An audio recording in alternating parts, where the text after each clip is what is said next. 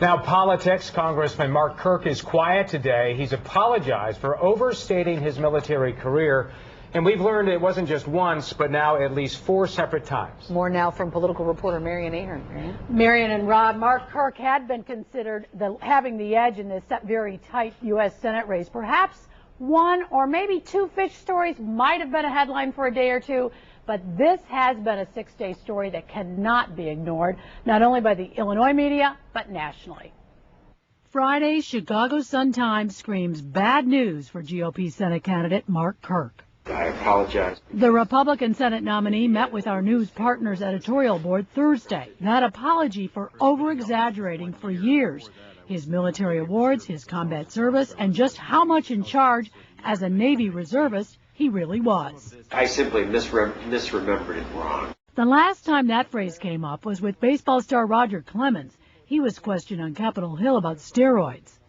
Soon a poll will no doubt weigh in on whether misremembering is enough to derail a Senate campaign with 5 months to go. Normally you would keep this matter under wraps and bring it out within a month or so of the election because there's less time for your opponent to recover. Kirk's bad week gives fuel now to his opponent, Democrat Alexi Giannoulias, who has been pounded for his family's failed Broadway bank and questionable loans made while he was the chief loan officer.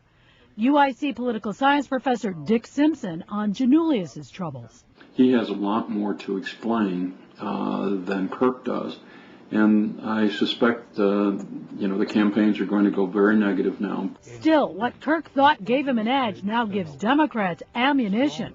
Retired Colonel Jill Morgenthaler. I don't know how we can trust him any longer because he has had an honorable career, and yet if he feels he has to lie about that, when do the lies stop?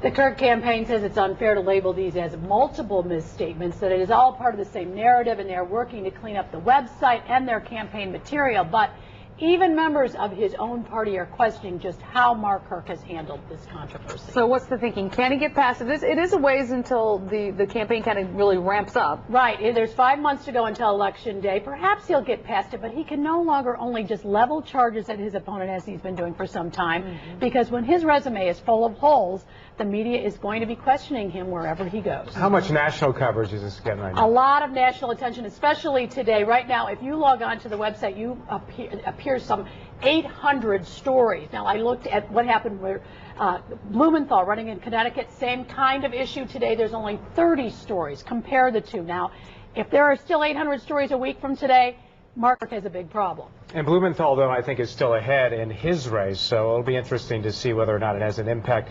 As Congressman Kirk answered the basic question, if you weren't absolutely sure you were under fire when you were on an airplane, why would you say that you were? He has not clearly answered that, and he did say that in a radio interview downstate, mentioned that he was under fire, and has not given a clear statement as to why he would have said that. All right. Thanks, Marianne. Thank you, Marianne.